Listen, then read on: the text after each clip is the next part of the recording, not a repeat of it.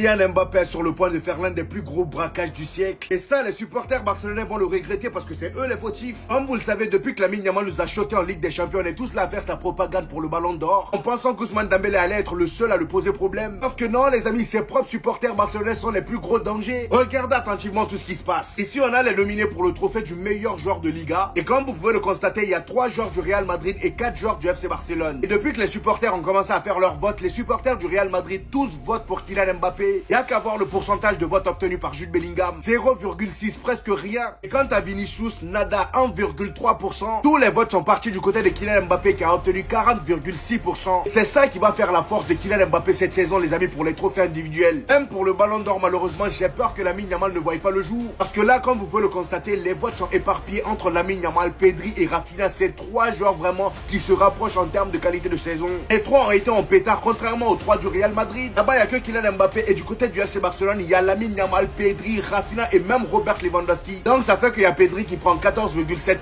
Rafinha qui prend 9,3% et Lamine Yamal qui est censé être le grand favori, il prend 27,9%. Heureusement que le vote des supporters comptera seulement 50%, sinon là c'est terminé. Et c'est là, moi je me dis que si Kylian Mbappé remporte la Coupe du Monde des clubs et qu'il remporte le trophée du meilleur joueur de Liga, c'est terminé. Le Ballon d'Or est à lui. Soulier d'or, Pichichi, Coupe du Monde des clubs, meilleur joueur de Liga. Ça, tu rajoutes la Ligue des Nations qui est pas vraiment sûre. Est-ce qu'il pourrait l'arrêter? Franchement,